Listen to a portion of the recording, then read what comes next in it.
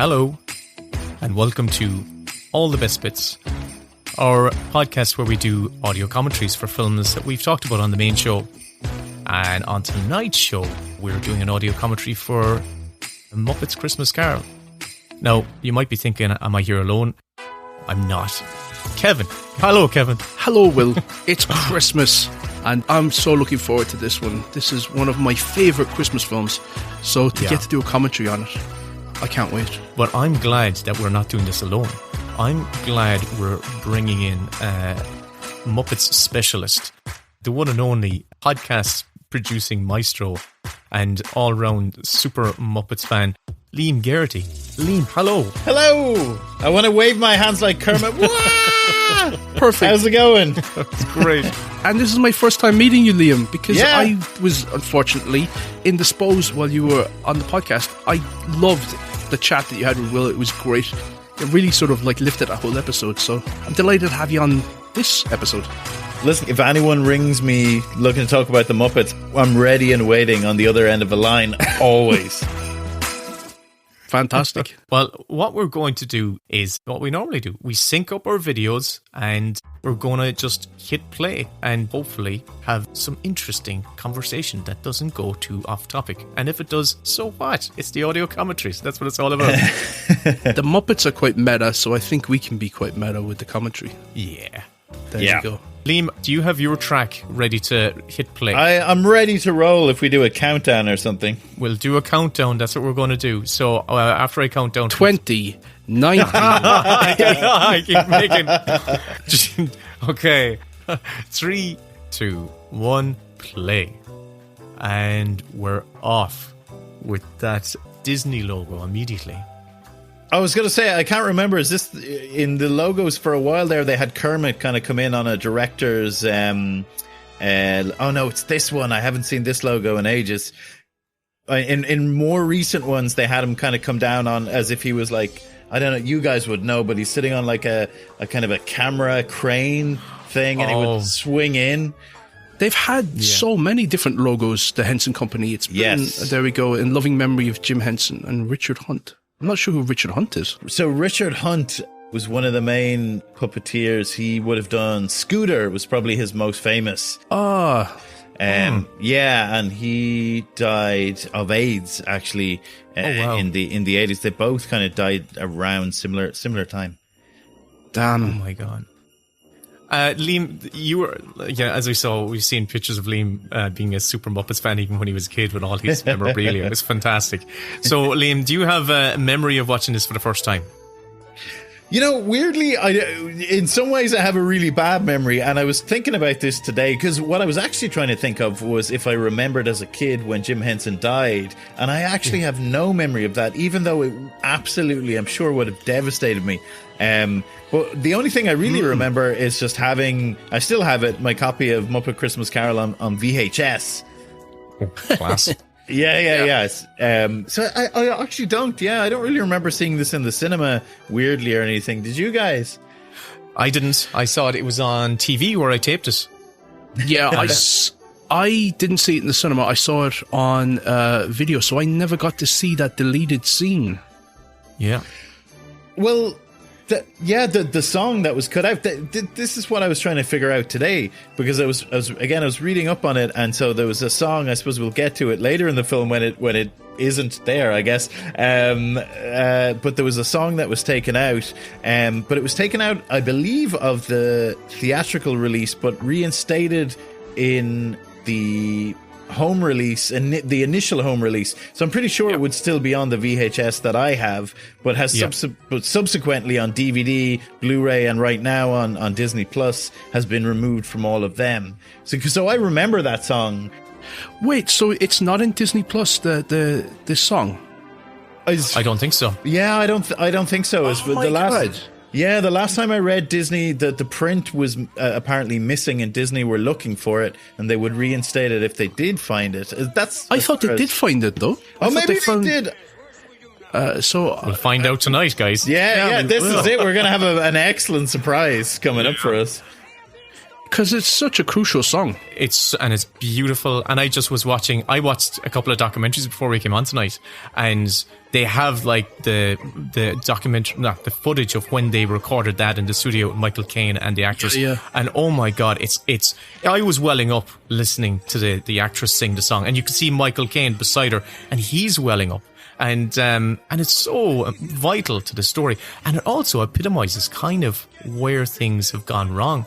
That decision kind of, it's just such a poor decision by anyway, we're missing out on this is my favorite bit of this film.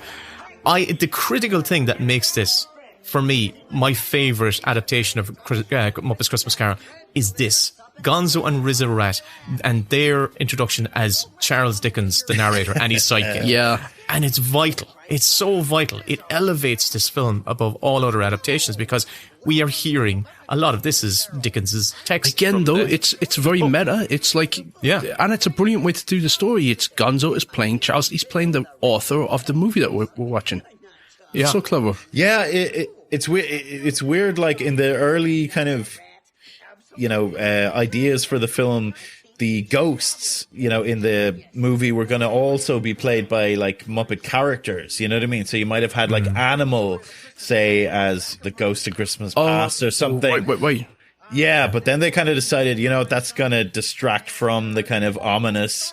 Yeah, totally right. If like Animal is like, supposed to be, the scary one. Yeah, you wouldn't sort of it wouldn't hit home as much. And some of the creations that they come up with for those ghosts are incredible. Yeah. Actually, the first, the Ghost of Christmas Future was initially conceived to be played by Gonzo here. And and the moment they knew they had a film was the moment when Dave Jewell, or sorry, is it Jerry Jewell? Jerry Jewell. Screenwriter.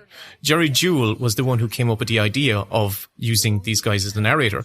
And Brian Henson said that was the moment when they imagined the film like that was the moment they knew they had something. But what a great introduction. I love how this is shot. I love this music. And the music in this film is all the score, all the musical numbers are amazing. Yeah. This is a great introduction to Dickens. What was the budget on this? Oh, I don't know. Does anyone know? Got it. I don't know. I guess we could probably, someone could Google it, find out very quickly. I remember, no, I remember reading an interview with Frank Oz saying, like to your point, Will, that the music absolutely made this film. It's interesting, actually, because Paul Williams, who did all the music for this movie, also did all the music for the original, the first Muppet movie, and also then another Christmas special, Emmett Otter's Jug Band. Yeah.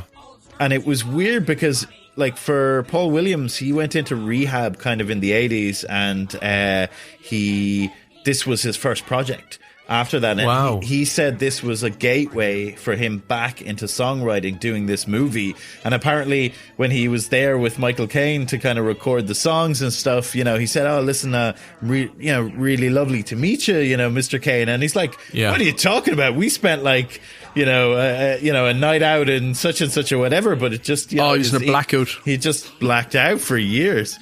Oh my God! The budget was 12 million for this. Huh. Oh, wow. Which is less than what the budget was for the Great Muppet Caper, and it looks. It's funny you should say that, because like just before Jim Henson died, he had been there hadn't been a new Muppet movie the last Muppet movie was Muppets Take Manhattan. Take Manhattan, and then he'd moved on to all these other projects, Dark Crystal, Labyrinth, and stuff. But Jerry Jewell had actually been working away on a Muppet script in the background for a film that was supposed to be, kind of planned to be coming out in 1989, and it was called The Cheapest Muppet Movie Ever Made. Oh, that is a great title. That is a great title. It's such a good title. And I love it. The whole concept is that Gonzo, is going to direct this. Kermit allows Gonzo to write and direct this kind of like action kind of movie, but Gonzo spends all the money on the opening sequence, and so they that's brilliant. It is actually really good, and the premise is that they have as the film goes on, they've less and less money, and so the film apparently was going to deteriorate as the film went on. It would eventually be in Super 8, and it would eventually end with storyboards. Oh wow! Yeah. That might be committing too much to the bit, I think. I don't know. Like, that would have just been at the end. And then apparently Gonzo was supposed to kind of sell out and go corporate to get the money to have a big, dazzling finish at the end. Can I say one thing that I don't particularly like about the current iteration of the Muppets? And God forgive me if this is blasphemous. But I think when they're too inside, when they're too sort of like slick within the Hollywood system, like the recent reboot TV show that they had, it's sort of they feel less like underdogs and more like insiders, and I don't particularly like that when they're like that's a too good point. Polished. Yeah, no, that's a good point, because I suppose the whole thing is that they are like the underdogs. They're like, you know, in the Muppet Show, they were constantly being threatened of eviction from the theater. Yeah, like you know, the guy who owned it and stuff, who Scooter's uncle. Yeah, you know, the thing is, in the last few weeks since doing this episode, I've really gotten into the Muppets again, and I started watching the original TV show that's on Disney Plus here. So good. It's fantastic. It really like is. The humor, each bit has got like multiple funny gags that's working for, like, we watch it as a family and we were all enjoying them. And the musical numbers are fun and it's always just popping and there's great energy and listen, if you're listening to this now and you haven't watched those original Muppet Show, go on Disney Plus, forget about the new stuff, go back to the old stuff in the 1970s and it is fantastic, really brilliant. It is. This is just a very pretty looking film, though. It's just, if this didn't even have the Muppets in it, if it was just sort of like a movie with Michael Caine and everyone else was a human actor, it would still look gorgeous. Yeah, it's beautifully photographed. Yeah, and you're guessing Brian. This is one of my favorite Henson's gags. I love this gag. This is a great gag. It's where Rizzo and his rat friends are trying to ask for more heating for those that are listening along without watching. And he barks at them and they immediately... This is our island in the sun. So Rizzo is my favourite Muppet. And I'd love to know what your favourite Muppet is. Either one of you.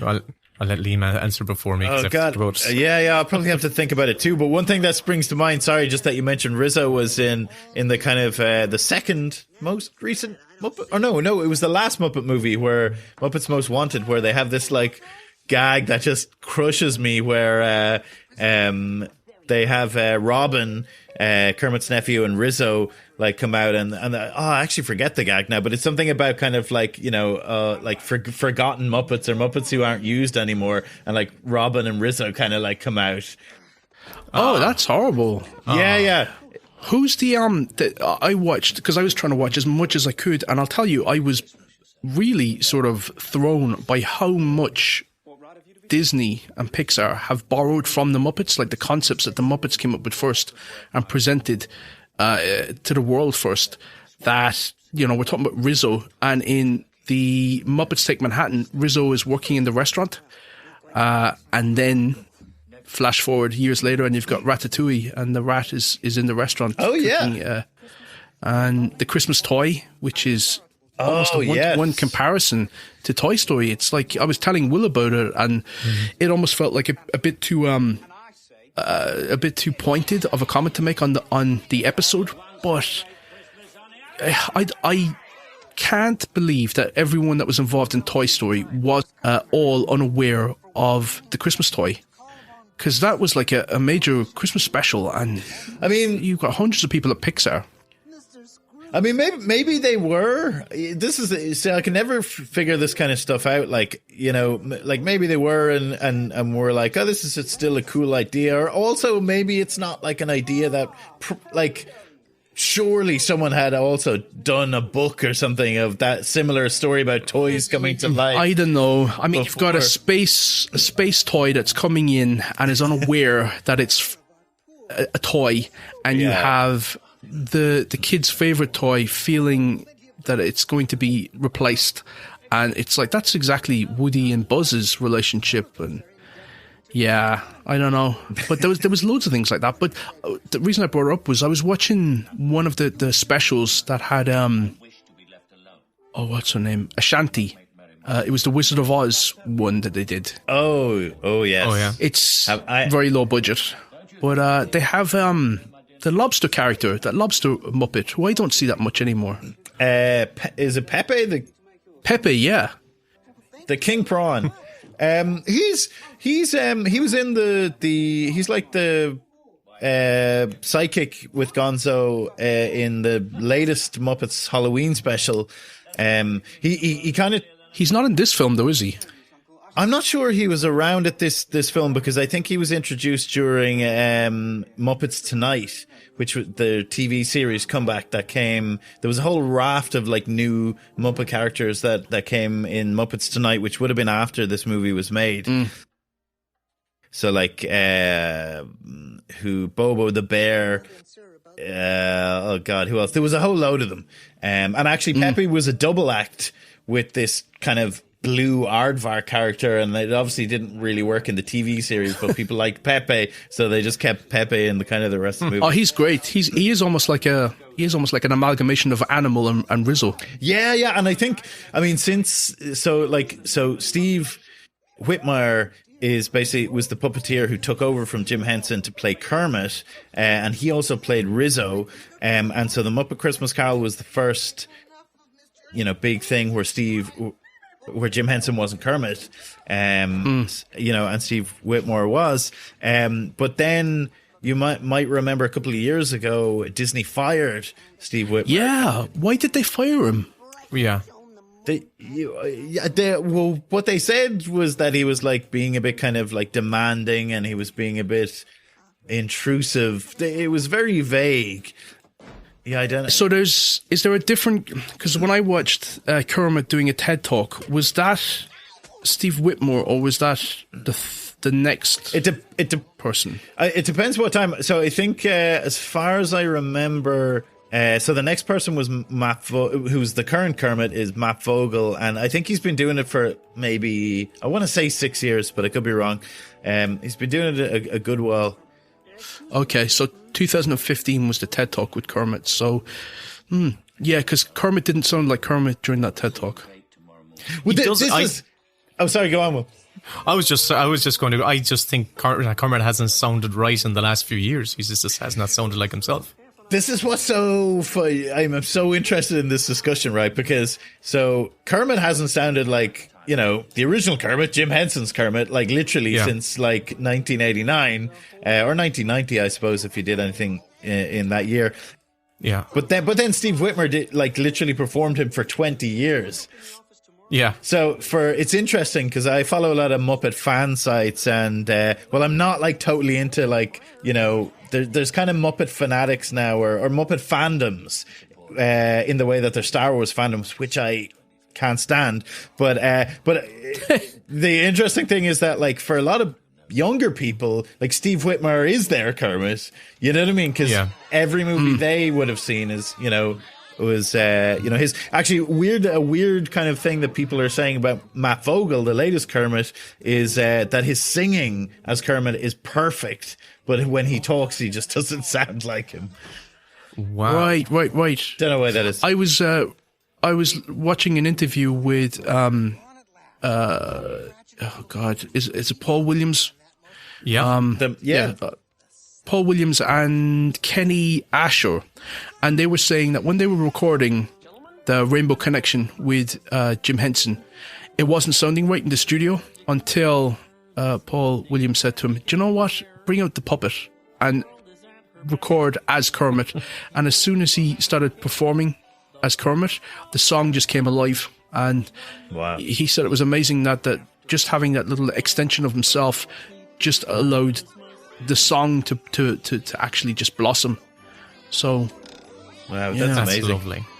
I found some class behind the scenes documentaries for this Muppets, this Christmas Carol, and look at one of them. I love them. These guys, the rats. Yeah. The the bushing into the pan.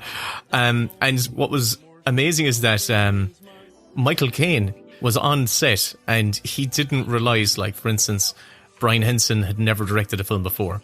And he was just, he was like, are you serious? After about several weeks, they went, oh, this is Brian's first film. He was like, what? He was, I don't believe it. But he was also talking about how when he first went in. That's a credit to Brian Henson. It really was, yeah. That's what he said. He said, he's done a fantastic job, like, directing this. But he was also talking about dealing with the Muppets, like, because he'd never performed with a Muppet before. And he just said it was so natural. Initially, there was like this initial disconnect where you go, oh God, there's a person right there off camera. But he said after a few seconds, after literally a few minutes, he said he just stays. He just engaged with them even off camera as the characters. He would talk to the puppet. Look at that. He said a few times that this is one of his favourite films that he's done in his entire career. So, and Michael Caine has done, at least 150 films. So, and the first one he's sung in, probably. It is. Yeah, it's the first time. Yeah, he never sang on the stage or screen. I remember seeing that as a kid. Yeah. But he said, but it's a beautiful thing in that one of the documentaries, because it was like in the recording studio when they were shooting. He was recording. Obviously, they recorded the songs in a recording studio and played them back on set, so he wasn't singing live on set. But when he was singing, he said he was really he was singing that lovely song, that's been cut from the film, and he was kind of croaking, and he was kind of croaking his singing, and when intentionally did it as well. And when he finished, he said, "You know what?" I'm not trying to do a Michael Caine accent. You know what? He said, "I remember my first acting teacher, and he said, play into your weaknesses, and that's what I'm doing." No, he said use the difficulty. That's what he said, Kevin. He said use the difficulty. And he says, that's what I'm doing. Just use it. I can't sing. That's my difficulty. Yeah. I'm going to use it. He said, he said it works for the character to not be in tune. Here's, I think, we're going to have our shooting star. So shooting star is something that's in, I think, every Muppet movie, if not most of them, that started kind of with the very first one. And it's something that's sort of kind of crept in ever since. When you believe upon a morning star is the line from Rainbow Connection. I want to point something else out that we just saw. Right, so Kermit walked away, but the camera panned down. We saw that cute little bunny rabbit wrapped up in paper, shivering in the cold. Mm-hmm. That, for me, is what's good about this film. It shows you a character kind of suffering. Yeah, it's true. No, seriously, there's suffering in the original cut of this film. There's suffering, and that's what gives the. I remember we've talked about it a couple of times in the last while, Kevin, about what for me makes a quintessential great Christmas story is about characters being out in the cold and eventually finding their way into the warmth by the fire with the family, with a community. And this film really captures that sense of being Scrooge is in the cold, but other characters are in the cold. Bloody Kermit, Bob Cratchit's, his family are in the cold, and there's warmth, and it's a tearjerker. This film is a tearjerker, no question about it. Sorry, I ranted there for a second. No, you're right. I love this effect when I first saw it as well. That morphing of the door knocker into.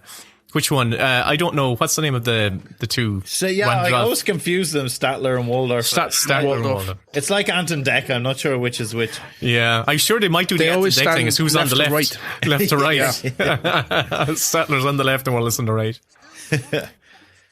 Oh, yeah, and did you watch the same documentary as me, Kevin? Because it was Brian Henson being interviewed by Rizzo and Gonzo.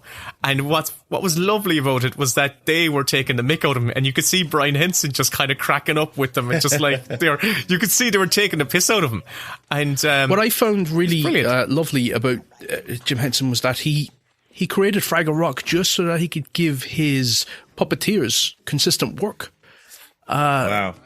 And then he ended up just completely falling in love with that show, and it became sort of like a welcome distraction for him after the really bruising response to the Dark Crystal, which was, one of his passion projects. Yeah. And it took a very unfair kicking. And, another, I suppose, on the point of Fraggle Rock, another really lovely Christmas special. It's one of my favorite things the Muppets have did was the Muppet Family Christmas. Yes. Yeah. Not only all the Muppets, but all the Muppets from Sesame Street and all the Fraggles and all of the characters, they all come together to stay in like Fozzie Bear's mother's Fozzie's house. grandmother's. Oh, it's his mother, yeah. Yeah. I've seen this. Oh, it's really good. And apparently that was the thing that had been made, like there hadn't been a Muppet thing for a good few years, and they made that special really quickly. And the response to it was so lovely that apparently Jim Henson was kind of shocked that these characters were still kind of, adored or beloved. That was because he had slightly moved on from them. Oh yeah, definitely, yeah, and that was what kind of got him to get Jerry Jewell to start working on the screenplay for the cheapest Muppet movie ever made. Yeah, it opens with the human character, the sort of the caretaker guy from Fraggle Rock, wanting to rent a room at Fozzie's mother's house, so he can have some downtime with his dog. He used to have that little furry dog that would always see Fraggles. Doc and Sprocket. Yeah, loved it. I have a good fact. About Doc. Go on. Doc, the actor Jerry Parks, was born in Dublin. What was he? Yeah, he was born in the Liberties. Oh my God. I have a fact for you about that character. So that character and that sort of framing device that they had, which was the human character sort of living above the Fraggles, in each different territory, like in France or in Spain or places like that, or South America, they would recast the character with a local actor, and they would say the same dialogue and what have you, but it would be native actor to that territory that would perform the same role. This is what that's clever. I loved that, and this is what I never understood, is that as kids, am I right in saying that like when I watched Fraggle Rock when it was on TV, like here in Ireland, we got the American Fraggle Rock, which was Jerry Parks, which is kind of fitting because he was born in Dublin, so he's kind of like the Irish. But it's surprising that we didn't get the English one, because there was an English. It was a lighthouse keeper in England. Was there? I'd never seen that. Wow. I know, and you would have thought, like, because we obviously, when we were growing up, you just got so much stuff from England. It was so surprising that we just didn't get the English version. There's a weird thing, though, with the way that we speak, which is that we sort of pronounce our words a lot more in line with the American pronunciation of things rather than the English pronunciation of things. Huh. So we would say schedule, like Americans, not schedule, like the English. And there's lots of sort of things like that where we are sort of more closer aligned with the Americans, oddly, than the English in terms of just our language. That you've just reminded me on I know we're way off topic now, but just you reminded me on Fraggle Rock. As a kid, Fraggle Rock hadn't been on TV for ages, and I wrote a letter to RTE. Like when I was like 10. Good man. Need to put Fraggle Rock back on the air. And I don't know. Honestly, I don't know. Presumably it was going to happen anyway. I'm not sure. But they wrote me a letter back saying, oh yeah, it's going to be we're going to put it back on like in a couple of months or something like that. So I thought as a kid that I had made Fraggle Rock come back on TV. But presumably it was in the schedule or something. There's a chance you did, Liam. There's a chance you did. It's a very small chance, yes. I think, that's one of those stories that you just repurpose and say, yeah, I changed the world for so many Irish kids, But it's funny though, because the Fraggles, he wanted to specify the difference between the Fraggles and the Muppets and Sesame Street, and the whole purpose of them was about creativity and creating things and purpose and work. And it was, a lot of the storylines of Fraggle Rock were the characters sort of coming to terms with them having a purpose or not having a will or any ambition.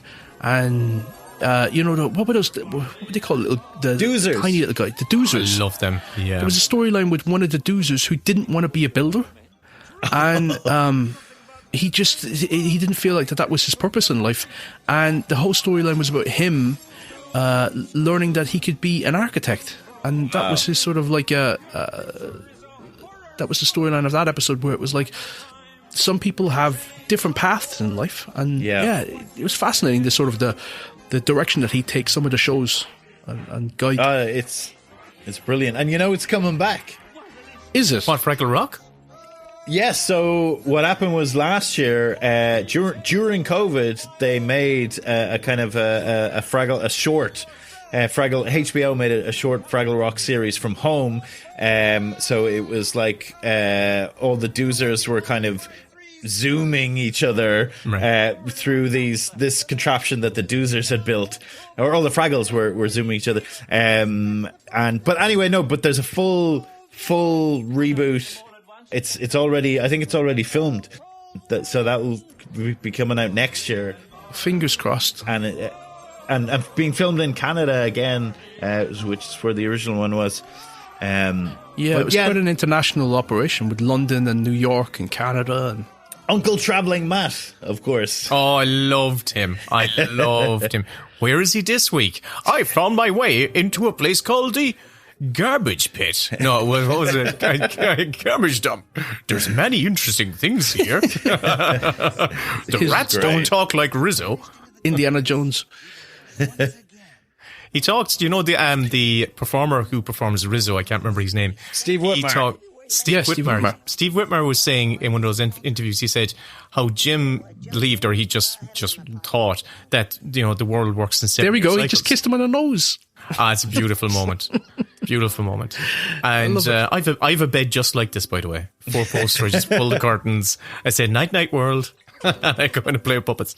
This scene right here is Brian Henson's favourite scene in the film. He just loves, he said, it doesn't move the plot along. It doesn't do anything. It's just the humour of it. Those are some of the best scenes that I think get whittled out of productions because people just sort of adhere to formula so much, where it's like every scene has to push the story along. So no, they don't. Some scenes can just illuminate the characters. And for those who can't see what we're seeing, this is where Rizzo's climbing over the gate, and Gonzo's saying, "I'm going to catch you," and Rizzo says, "Okay, I'm scared of two things: heights and falling from them." And then he jumps. Gonzo moves forward. Rizzo lands on the floor, and Rizzo then goes back. He's left his little bag behind, and he just walks straight through the bars. He could have just walked through the bars all along. Again, it's just funny. Liam, can I ask you? Yes. Why did Brian Henson only do 2 Muppet movies? Was it, as I would assume, down to the reaction in the box office of Treasure Island? It probably was. I mean, I suppose we have to think like Brian Henson was made, when his father died, Brian Henson was made president of the Henson Company when he was 27. Wow. And then... Was he the eldest? Was he the eldest? No, I think one of his sisters is older. I think Cheryl Henson... they're all still involved. Most of them are still involved in the Henson Company. But he had done I think he had kind of done the most kind of work with his dad.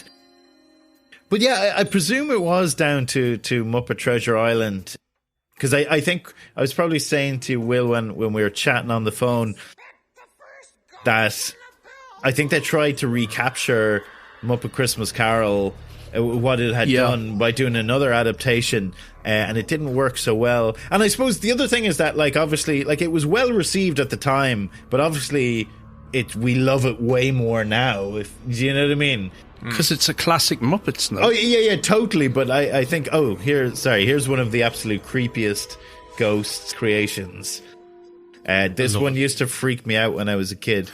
Oh really? This one I always thought it was quite ethereal and gentle and fluffy looking. And it's a bit more Dark Crystal than it's more Jim Henson's feature shop. They initially tried to. This is the Ghost of Christmas Past. They initially tried to do it in a vat of oil, and that didn't work. But so they shot all this in. It was she's floating in a tank of water, so it's all her shot in a tank of water. That's giving her. Is she the Ghost of Christmas Past? Oh no, she's not the Ghost of Christmas. She's the.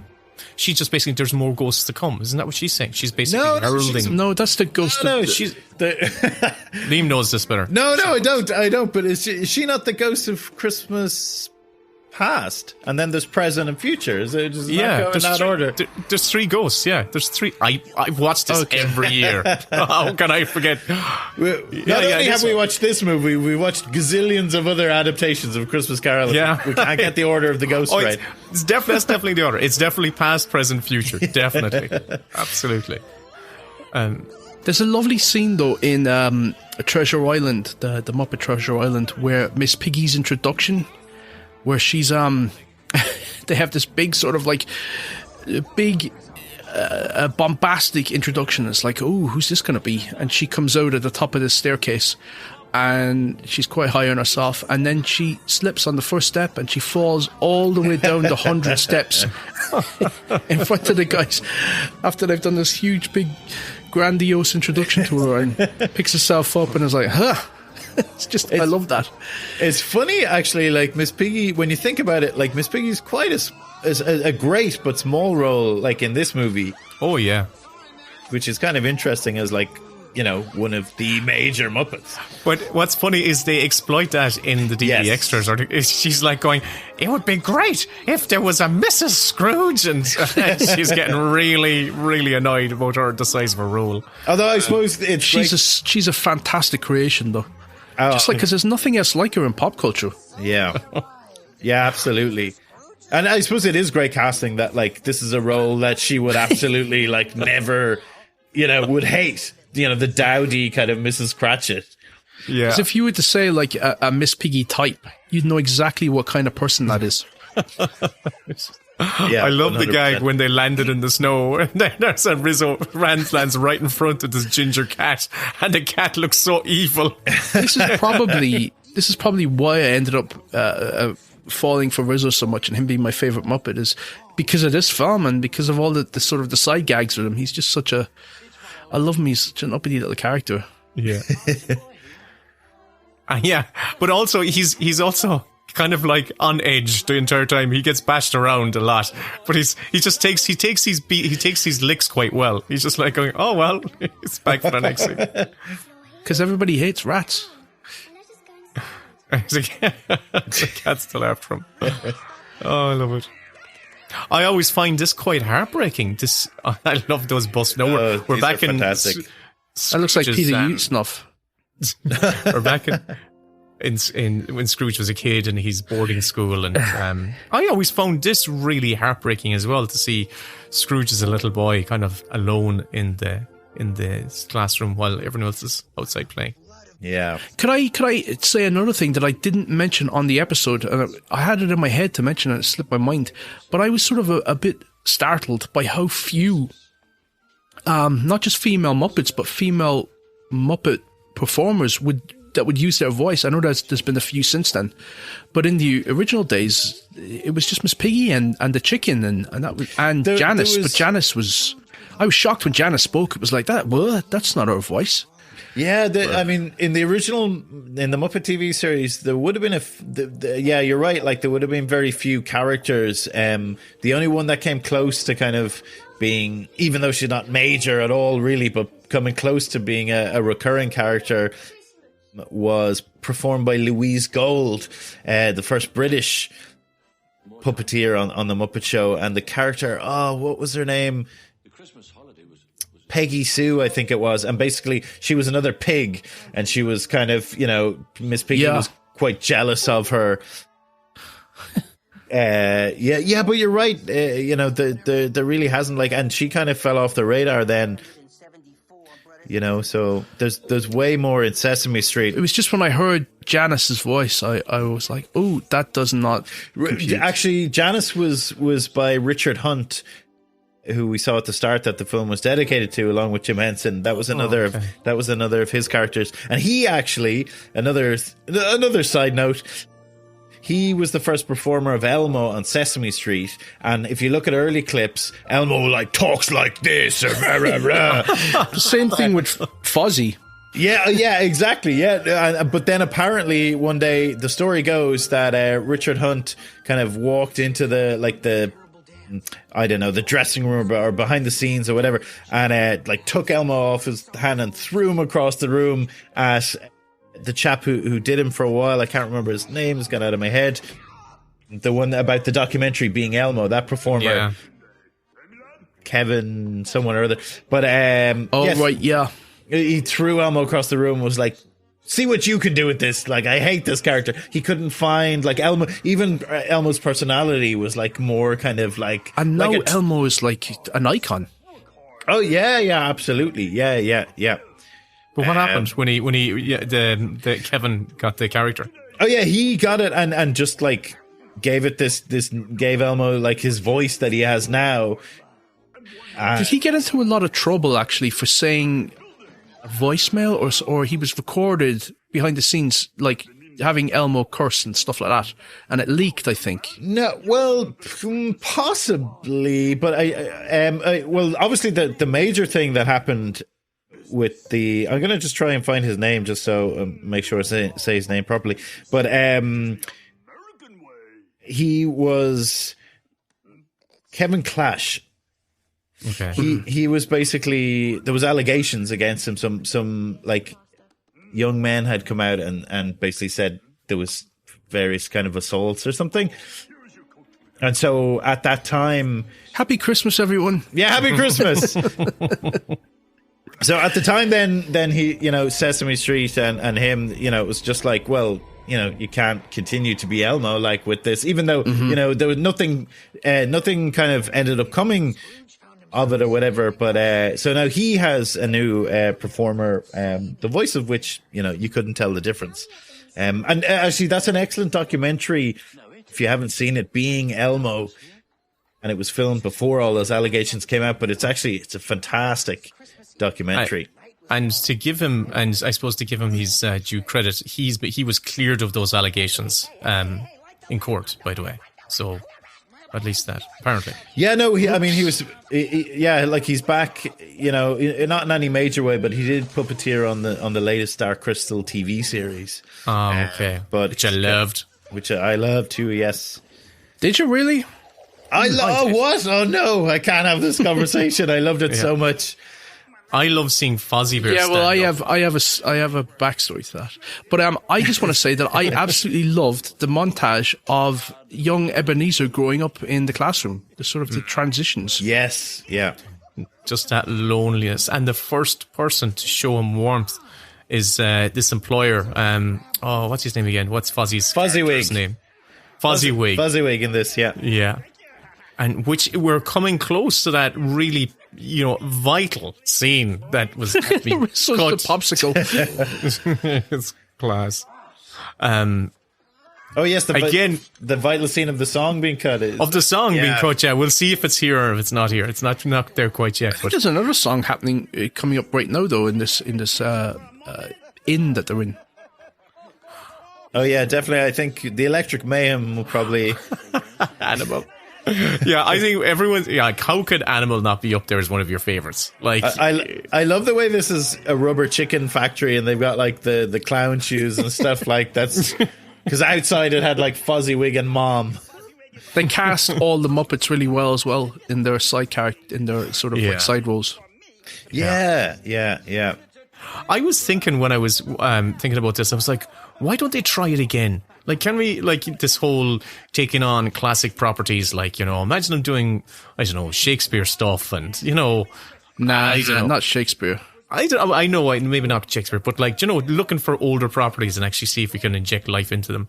It didn't work on Treasure Island, but could we do something else? There was, I'm desperately trying to Google it now because I can barely remember, but so the musical, Broadway musical Avenue Q. Yeah.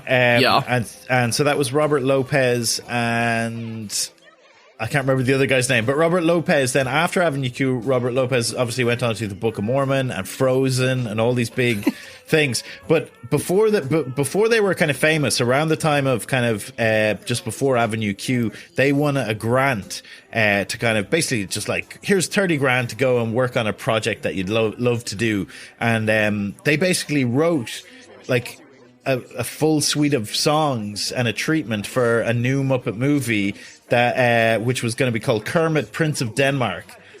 and you can look these up on YouTube. The songs they recorded the songs themselves, and they just do all the voices themselves.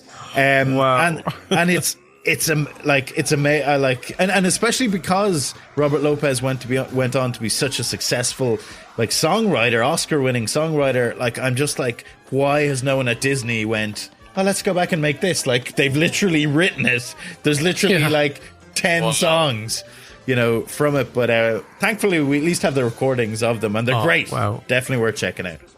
You could do Muppets Prisoner of Zenda. I would love to see Muppets Oliver Twist. I'd love to see maybe Robin Hood.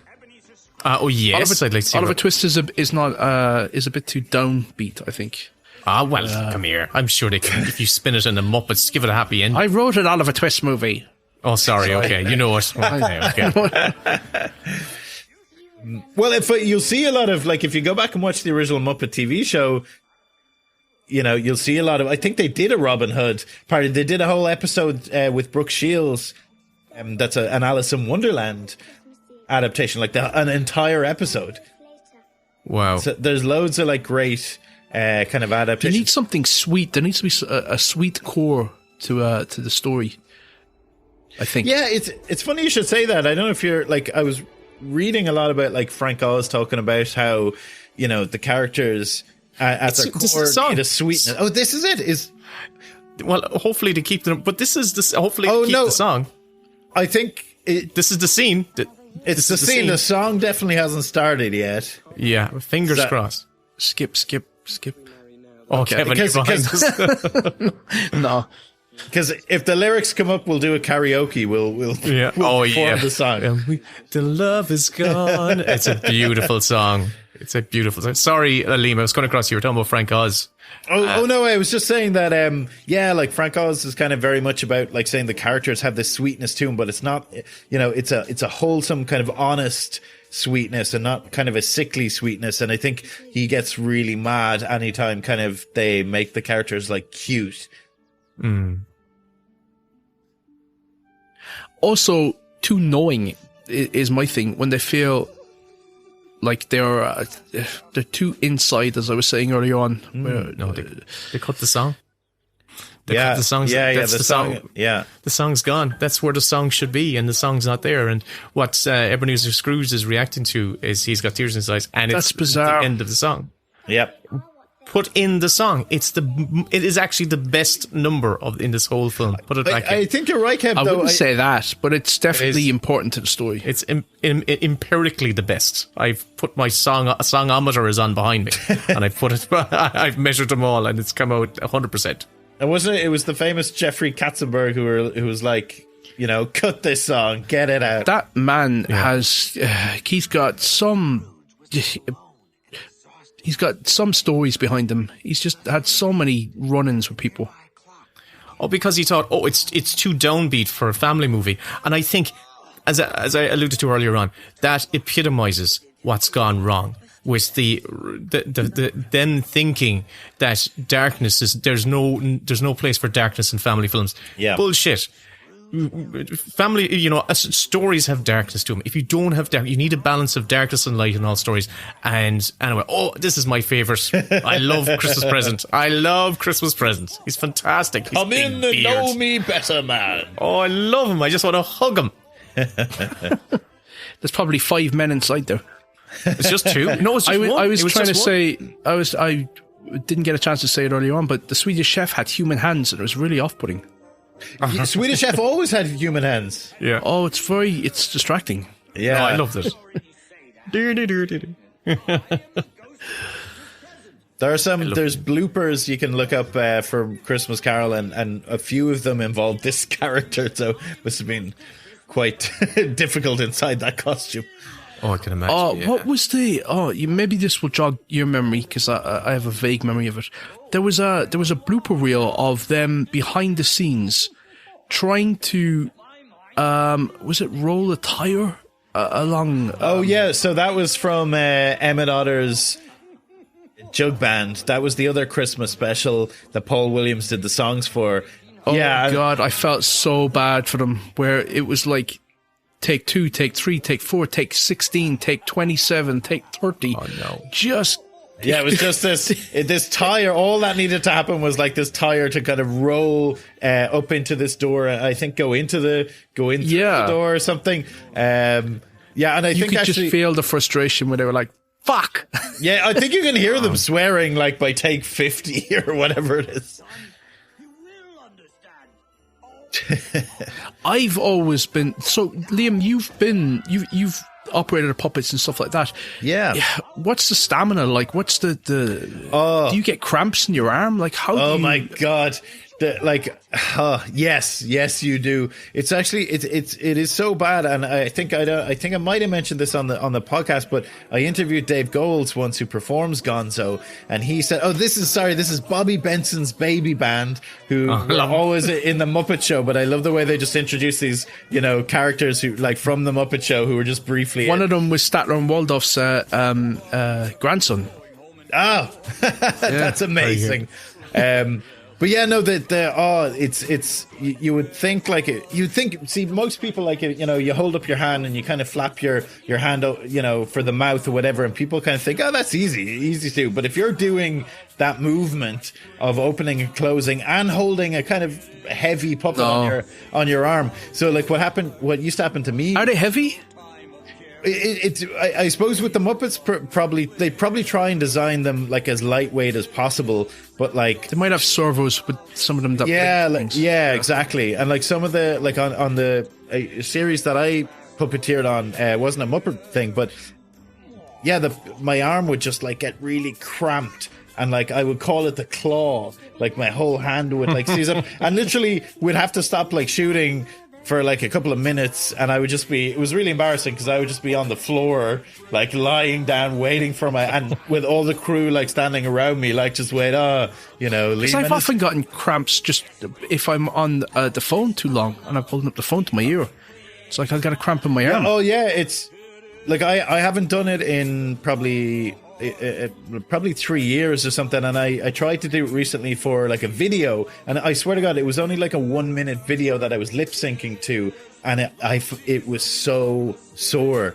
Sorry, but the thing I was going to say was I interviewed Dave Goelz before, who does Gonzo, and he was saying if he had have known how difficult and challenging physically it was, he might never have got into it, because he said he's had several back surgery operations on him, and I like totally like if it's your full-time job and you're doing it like every day, I'm sure I don't know how they do it, because you see the behind the scenes pictures and they're standing with their arms straight up in the air, and it's like how do you hold yourself in that stretch position for hours at a time? Absolutely, 100%. And they're all squashed. Like there's a wonderful photo from behind the scenes of the Muppet Show where Frank Oz is performing Miss Piggy underneath a couch. She's sitting on a couch with Roger Moore, and like it just shows the full picture, and like Frank Oz is just like stuffed into this sofa, like performing Miss Piggy. Do you know what I love as well about this film, though, aside from just the Muppets themselves and the story and what have you, is that I could imagine that this would have been such a magical set to visit, because it's there, it's built, it's tactile, you could walk around it. All those extras in that sort of courtyard there that we just saw. You don't get that as much anymore in movies. It's all, with Disney, no, it's the volume. And imagine when they actually start performing, if you're on set and they're performing, the characters come to life. These amazing magical characters are alive and speaking. And it's all in camera. I kind of like, it must have been, it took him a year to shoot this. Like, I'm sure, like. Really? A year? Yeah, it was a year, yeah. Jesus. Is that standard for the films? I've no idea. I mean, so like for the episodes. Yes, it is. We'll just say so. On the Puppet TV series that I was working on, like it would take us a day to film a 5-minute episode. Oh, wow. Wow. That's kind of fast, though. Yeah, I suppose that probably is fast. But like, you were lip syncing. Like the dialogue was recorded already. Yeah. That's right. Well, these days movies have gotten so much faster. It used to be you do an eighth of a page in a day, and now it's like, no, you'll do 8 pages in a day. Yeah. I just on the lip syncing thing, this is one of the final films that Frank Oz performed his characters in. So in Muppet Treasure Island, I think he might have done some of the puppeteering for his characters, Miss Piggy and Fozzie. But by the time it gets to Muppets from Space, he basically only recorded the voices, and then they would lip sync his characters because he was too busy making his own movies. Wow. Right. Yeah, because he did keep coming back though after he'd sort of established himself as a director to sort of. He did. It's funny. I literally just had a quick flick through the Jim Henson biography that I have, and it's interesting that what we were talking about earlier on about like Jim Henson and Muppet Family Christmas and not realizing that the characters or whatever. Beloved and stuff, and you know, there's a quote in that from like a letter or a diary from Jim Henson, kind of saying like, "Oh, and even Frank's interested in like, you know, coming back to do the Muppets because he's so busy doing his own kind of stuff." And that would have only been like, I suppose, 3 years after the Muppets Take Manhattan. Mm-hmm. And she's back. She's on screen, Miss Piggy. She is back. Muppet Babies, though, that was another huge surge in popularity for that franchise, where it managed to give Jim Henson enough money from marketing or from merchandising that he could buy back the rights to all of his properties and sort of own everything that he created. It's so funny that, like, wow. yeah, no, 100%. And it's so funny that, like, you know, at the time of his death, he was in negotiations to sell the Muppets to Disney, basically because he wanted to do other things, but also he wanted them to he explicitly kind of said he'd like the characters to kind of continue after him, and he knew Disney would be able to do that. But apparently Disney... He was so naive. I think he had too much faith in Disney than he should have had. Well, I think he kind of realized near the end. I mean, Frank Oz in an article in The Guardian recently literally said that those negotiations are what essentially killed him. And again, in the biography, they were saying that Disney, instead of focusing on the key points, you know, of the negotiation or whatever, they would every single sentence or word was a key point for them. So it was just like an insanely mad. Which is not Katzenberg was incredibly rude and obnoxious and bullish that he wanted Sesame Street, and there was never going to be a deal made unless he got Sesame Street. Yeah, and it's like, can you imagine if they took hold of Sesame Street? Oh God, yeah. Oh God, it's it's a miracle that it kind of is still with PBS, isn't it? It's still being broadcast there. I just saw one of these BBC archive videos today from the early 1970s where it's a panel show where some of the panelists are giving out about Sesame Street, and a woman from the audience, like, she basically gets a chance on the mic, and she advocates for Sesame Street in the most emphatic and lovely way, and she talks about how important the things that her children are learning from that show, and the positive messages, and the fact that they see the characters, you know, messing up. It's not always about being perfect, and you know, they're learning with the characters and learning with the adults in the show. Like I said in that episode, they when I think it was a performer, not a puppeteer, but when a performer died, they explained to the children what had happened. They didn't sort of create some sort of fantasy for them where he'd gone off to live in a different city. It was like, that's right. That was the whole Mr. Hooper, who ran the local store, and that whole episode about Big Bird like not understanding like where Mr. Hooper has gone. And do you know the reason that or the point of Snuffleupagus is in that world of Sesame Street? No. So he's a thing that only the children can see, or he was for a long time. And it was a way for children to explain bad things that had happened and have adults believe in them.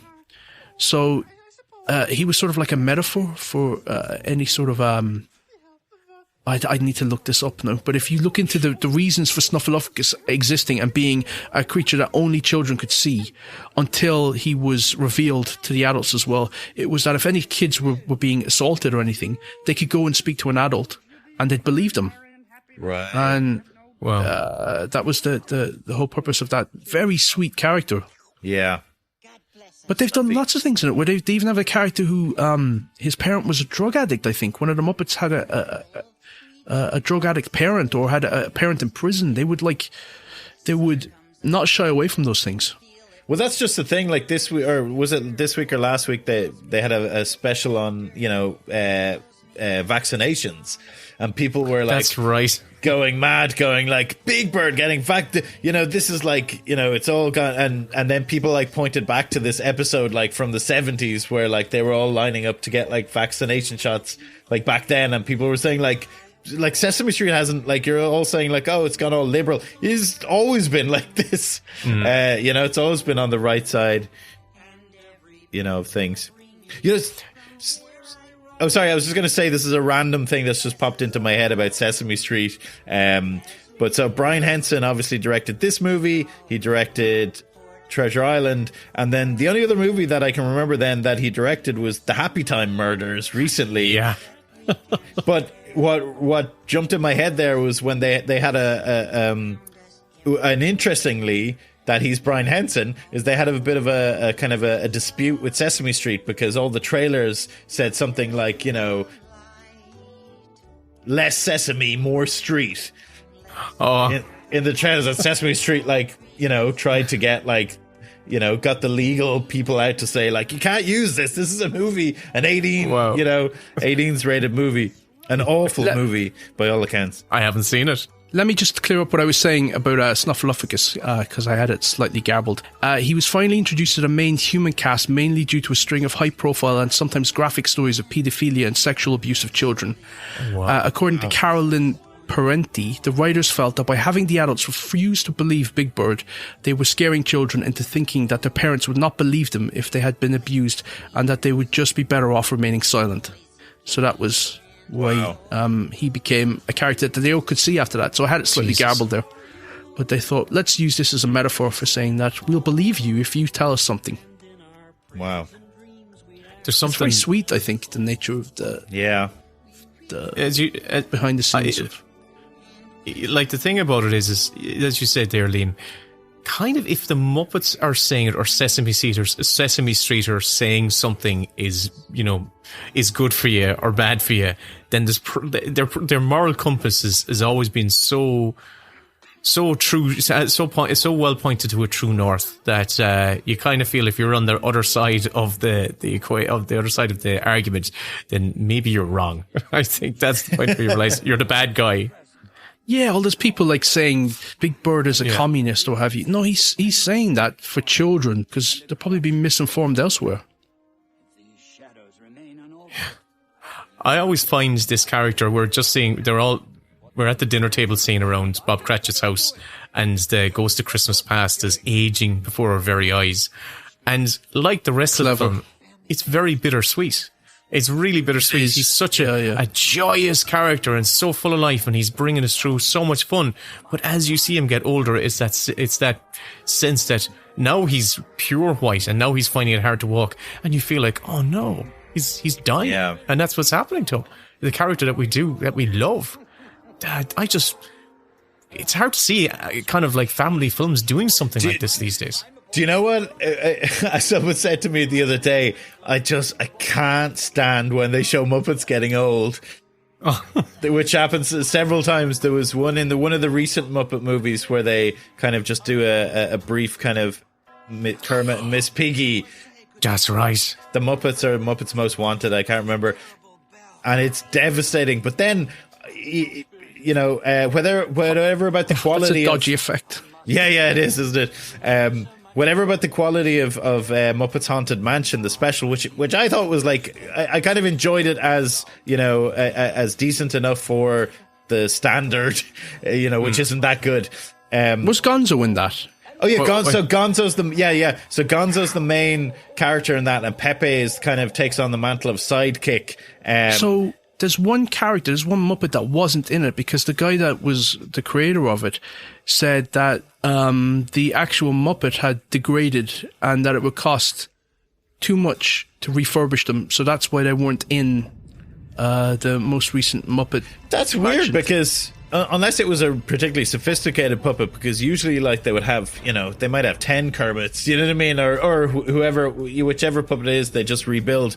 But Liam, you were just saying there, I bet you were talking about Gonzo and Muppets Haunted Mansion. Yeah, I know what you're going to mention. And this is like a mild, well, it's a slight spoiler, is it? Would you say? No, it's not a spoiler. No, okay. But anyway, there's a bit in it where, Gonzo is shown like as his older self, and it is not just old. Like, they show him as a wizened, like, it's freaky. It's freaky. Like, it's actually, it's quite distressing. I did not enjoy that at all. That was the most disturbing thing. That's as dark as that film got.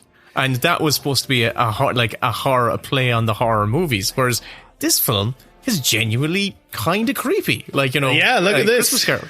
This is fucking scary. We're looking at the ghost of Christmas design. Future. Isn't that beautiful? The way the material of his hood and his shroud reminds me of Dune. Oh, it's a new Dune. Yeah. Well, you're talking about ropey effects in this composite. The Twilight Zone here, yeah. No, for back in the day, that was amazing seeing the world, the background morph. Yeah. Like, whoa. What year did this come out? Was it 92 or 94? 93, I would actually hasten to say. 92, sorry, 92. Okay. No, I don't know much about it either way. I only There's in one of the Muppets original in Rain. Yeah. There's just these pigs have reminded me. There's a skit in one of the original Muppet Show episodes where they sing "In the Navy," but they used to, apparently all the puppeteers would pull pranks and stuff, and so you could see one of Richard Hunt, I think it was, stuffed all the pigs' noses like full of like kind of goop, before the thing, and so you can see it in the actual episode, but he had just got. Why didn't Richard go by Dick? What? Dick Hunt. Oh, Dick Hunt. All right, okay. I'm a bit slow there. I was like, what? Oh my god. I'm just freaked out by the Ghost of Christmas Future. And I love, we've seen, oh, look at this spider. Oh my god. Oh, fantastic. That almost looks like Pepe. It does a bit, doesn't it? So, Will, you don't have a favourite Muppet? Oh, I can't. It's really hard for me. It's really, really hard for me. I love so many of them for so many different reasons, and to identify, to actually single one out, it's kind of like I love that collective. I love that group. They all have a great dynamic. Fozzie and Kermit and Miss Piggy and Gonzo and Rizzo. No, I can't say. I can't say like which Rizzo. one. I can. Go on, Liam. I know. I think I know. I do have a similar problem to you, but I think it probably is Gonzo. Just because he is so weird, especially from like the original series where he was just like, I'm gonna tap dance to like Chopin's. Did I just read recently that they've established him as non-binary? Well, no. So what happened? So what happened was with Gonzo, there was a running joke from the very start where they would say, dress up as a girl, wouldn't he? No, but it wasn't even. Oh, sorry. So what originally happened was that like the gag was that like we had frogs, pigs, chickens, and whatever Gonzo is, and so that was a running gag. Even in the Great Muppet Caper, when they fall down from the sky in their boxes from the planes, it actually says frogs, bear, and whatever. So it would always have this like kind of gag as Gonzo's or whatever. But yeah, you're right. Recently in the reboot, the animated reboot of Muppet Babies, Gonzo's character wants to wear a dress, and then eventually and wears a dress, and they're all cool with it. So I don't think it's weird. Like there's within the Muppets. That's probably Twitter. It's like distilling it down to its most reductive, clickbaity. I mean, because if you look at like, I don't think anything's really terribly canon in the Muppets, because like Muppets from Space is all about Gonzo finding out about who his family are, and they're aliens according to Muppets from Space. So yeah, I don't know how. But this is exactly what I don't want. I don't want like a fandom like who are, because I think that's what's kind of developing now. And I just, as we've seen from like Star Wars fandoms and all this, like it's just so ugly. Mm-hmm. But anyway, the word toxic, it can become quite. In what respect? What do you mean by like the fandom sort of insisting that they want certain things in? Yeah, it's just kind of a weird sense of ownership over things. And an entitlement to. Yeah, like and I kind of, I don't know, like I love the Muppets. I'm obsessed with the Muppets, but like there was this funny thing where on one of the recent Star Trek movies, I think it was Star Trek Beyond, they made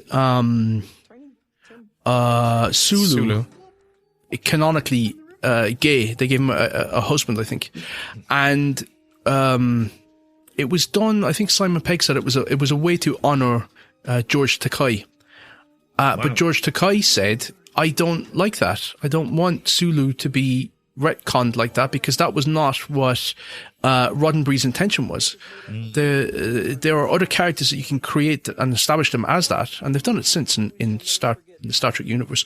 But it was an interesting thing where he was like, no, if Roddenberry didn't intend it that way, then I don't like it being changed against his awareness.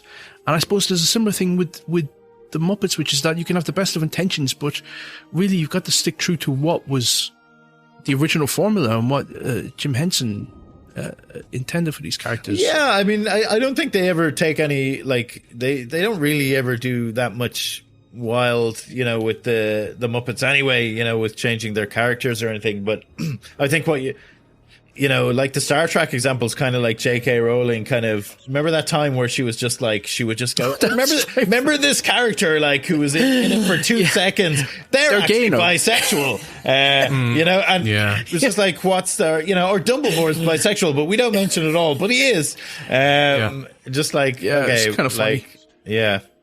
But we had one of the most devastating shots of the film, where it's that slow kind of dolly up and we see the little tiny Tim's chair and his little crutch and his hat and his scarf just sitting on the chair. It's heartbreaking. What I like is that Kermit and Miss Piggy's children, the daughters are pigs and the sons are frogs. That's wonderful. I wonder, something's just struck me from the Muppets Haunted Mansion. You can see at the start all the gravestones. If you pause it, they actually all have the names of like puppeteers and that's grim on them. So no, sorry, not like puppeteers who are alive, not like okay. Sorry, that would have been far worse. Yeah. But so then and I've been trying to look here, see if there's anything. Oh, if you can recognize if there's any little Easter eggs in there. But the thing about so I watched that Muppets the Haunted Mansion one recently, and I just watched an hour of it. I watched an hour of it, and I don't think I laughed once, or I didn't feel anything for an entire hour. Versus me watching 2 episodes of the original Muppet Show, and I laughed every scene, every bit, sequence. I laughed at least 3 times, and I felt something. Whereas, so you can really get a sense of not only the low budget, where the low production value, but just the poor quality of writing, the lacking in the writing sense is there as well. And I suppose the thing is, like, Jerry Jewell, who wrote this movie, was like the head writer at the Muppets from the start. He wrote, he was writing the Muppet Show. He wrote all their movies. Yeah. You know what I mean? I think he might have written Treasure Island. I think if he wrote Treasure Island, that was definitely his last. He was involved with that, yeah. He wrote that, yeah. And he was involved in Muppets from Space, apparently, as well. Oh, really? Wow. Oh, okay. So that must have been his last then. Yeah, he wrote he's a credited writer on Muppets from Space. I have a soft spot for Muppets from Space. I quite enjoy it. I love that they made Gonzo the lead. I think that's a nice sort of like... Yeah. Because it's almost like The Simpsons in that they have a deep bench of great, distinct characters. So the fact that they can relegate Miss Piggy to a supporting role in this, it just speaks to the fact that they've still got so many other charismatic characters to sort of push to the front. They reminded me of a joke. I think it's in Muppets Most Wanted, where like one of them is like saying like I'm leaving, and then someone from Electric Mayhem was like, "What? you can leave the Muppets?" Didn't realize he could have left long ago. There was something came out in 2015. There was a film came out called Such a great joke. What? Oh shit! Sorry, I was just looking at it. Oh, Gonzo and Rizzo fly. He opens the window and knocks two of them off the balcony. I love this cute little. This is the bunny rabbit I was so worried about last night. This is Bean what's Bunny. his name? Yeah, no, he's the Bunny. one. Sorry, he's the one that wasn't in the Haunted Mansion because the puppet had degraded and rotted, and they didn't build a new one. So a fan was saying, why wasn't this character in the most recent That's one? weird because it's not like, it's not like, I mean, if they wanted to, they could have built that puppet again. Something about the cost, it was too expensive to rebuild. Well, I mean, I'm not surprised for Muppets Haunted Mansion because like everything in that was just, I mean, I know everything nowadays is like blue screen and green screen and everything, but just watching Muppets Haunted Mansion was just like, nothing is real. Nothing was real. Like nothing. There was one thing. There was no weight to anything on the screen. There was no, like, what we're watching right now, there's, like, everything's real, everything's captured on camera. Whereas it was just like, oh, there's a floating Miss Piggy head inside in a glass ball, and, they could have shot, my kids could have, like, done that, and we could have just composited it in, and it just... So maybe, in a weird way, Muppets Haunted Mansion was the cheapest Muppet movie ever made. I think the Muppets Wizard of Oz might give that a run for its money. And that had some great sequences and some brilliant sort of the best thing from that movie, Muppets Wizard of Oz, was Quentin Tarantino's cameo. Oh, I don't know. Oh, did you? I love that. I love that he did it, but I love that just they cut, Miss Piggy's about to she's about to attack someone, and then just cuts to Kermit and Tarantino in a boardroom, and Tarantino's like pitching, all these violent ways that Miss Piggy should be. Yeah. I enjoyed it. But that sequence was great. The stuff with Miss Piggy where they were deconstructing the scene within the scene. It was just... it just looked so cheap. Like it looked like it was just shot on a DV camera in a standard boardroom. Oh yeah, the movie. Yeah. The movies. I mean, that's what I mean. Though it was like the sequences, the ideas behind it, and the dialogue was cracking.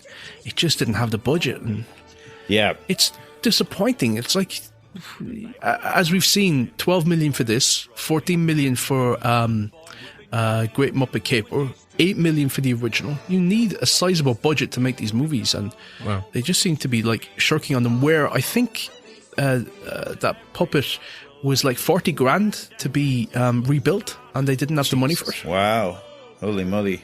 Here, random one that's not going to be interesting to anyone. What timestamp are you at? Mine froze for a good second there. I'm at 1:16. 1 hour and 16. Yes, there's 10 minutes left. Okay, there we are. Okay, yes. Okay, they're singing. We're very near the end. But you're talking about character transformations, right? I love the little beat where the characters who came in looking to Ebenezer Scrooge looking for charity. He kicks them out in the first act, and now he meets them on the street, and he says he gives them basically gives them money. But the transformation is that, what's the name of the character that goes, me, what's his name? I love him, actually. Beaker.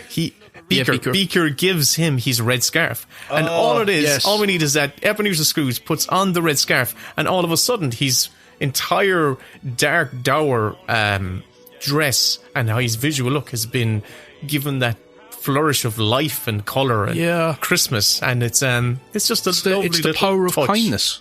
Yeah, that's it. That is really it. Comes in with his VCR. Whenever I see this, I'm thinking Scrooge. But it tells you how sort of rock solid this Charles Dickens story is that there's been so many iterations of it, and it works every time. Yeah, except somebody redeemed.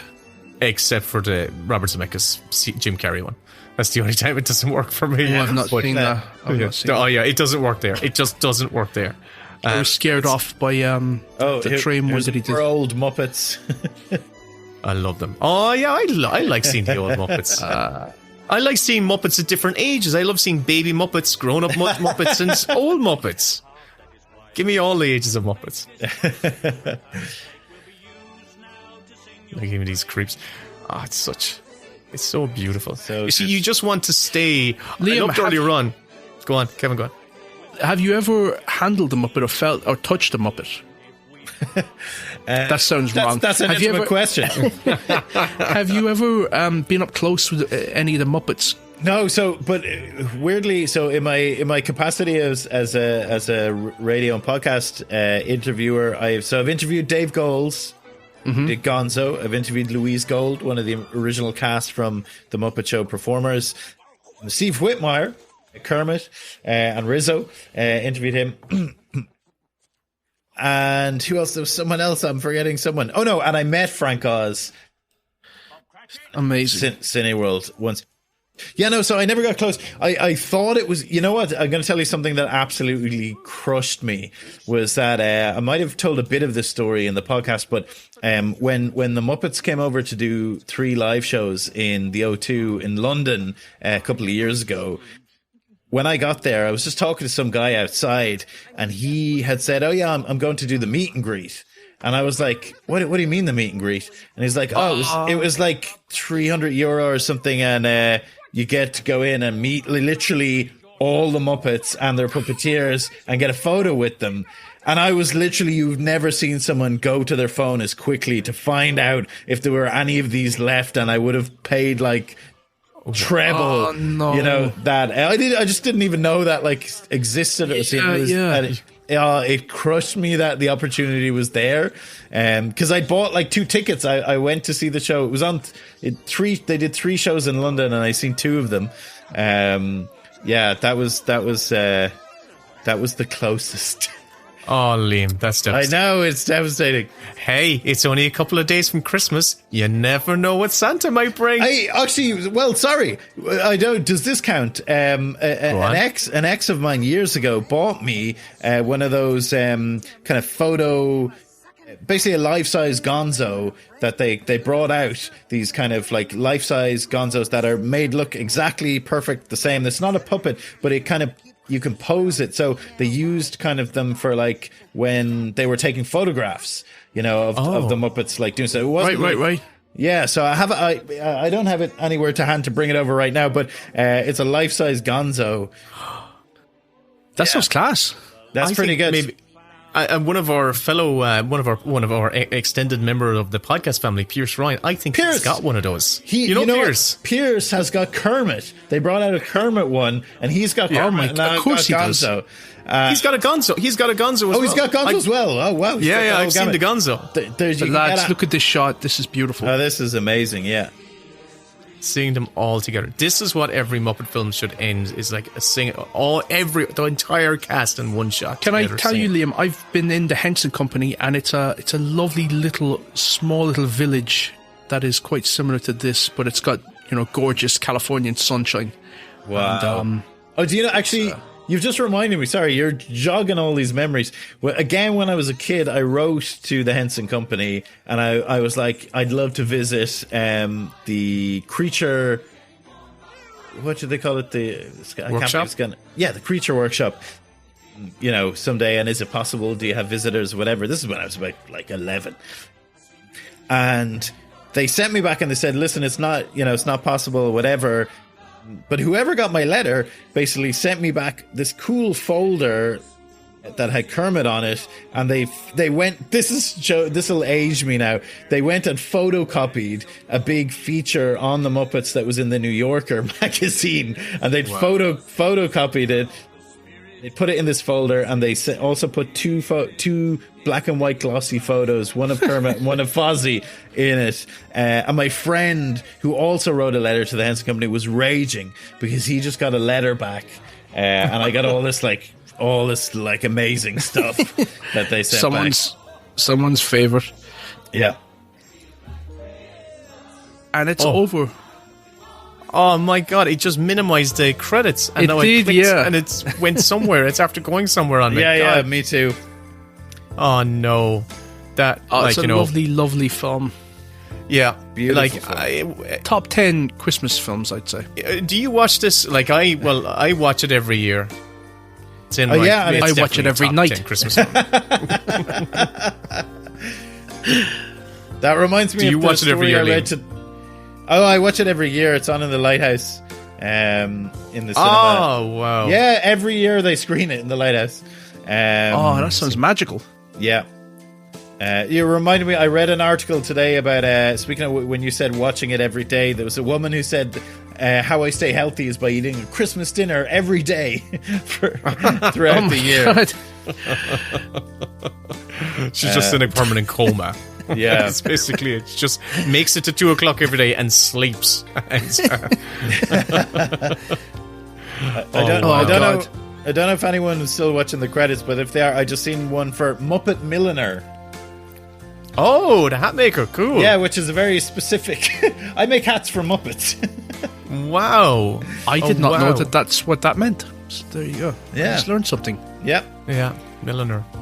There's a very famous Irish milliner who's, I can't remember his name, he's from Galway originally. He's like world famous milliner. This is useless bit of trivia. That's good. I was just about to say, I'm going to now say that this is one of the greatest debut films from a filmmaker ever, because he just smashed it. Yep. And how old was he when he made this? He must have been 29, 30? Yeah. Wow. Yeah. So, wow. It's interesting that, like, for someone to have made this and The Happy Time Murders, like, one of the best and one of the worst movies of all time. Well, come here. What a wonderful way to lead into the Christmas holidays. Watching Muppets Christmas Carol with my favourite Muppet, Kevin Lehan, and my new favourite Muppet superfan, Liam Geraghty. Liam, thank you so much for joining us in a watch along and audio commentary for this. It was a pleasure having you on. God bless us, everyone. Perfect. Merry Christmas, everyone. And have a happy new year.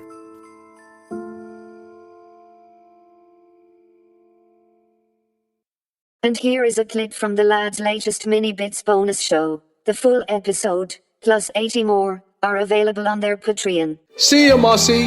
I gotta go in and record another one of these fucking Mini Bits. Oh, yes, this is all it, Betty.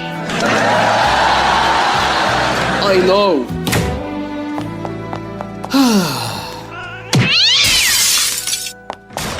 What are you doing?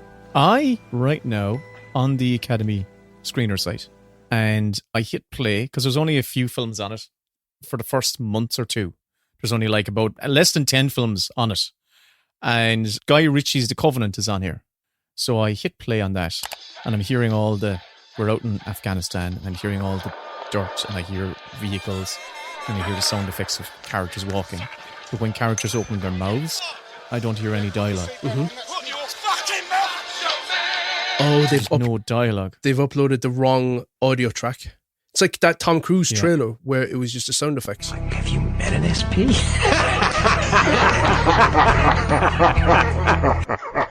Yeah, and this film has been up on the screen site for a few weeks now, and they still have the wrong one here. Well, I tell you what films are actually up there for all Academy members to see, and they see what they've put up there. But first of all, let's just throw to our theme. And I have to say, the feedback from my thank you ballad it was quite fierce. The power of Christ compels you. So I asked Mossy, who is a friend of my dad's at the quiz, sing us a theme tune. Oh. So over to Mossy. Hit the cards. I'm fine, I'll get it done in one take.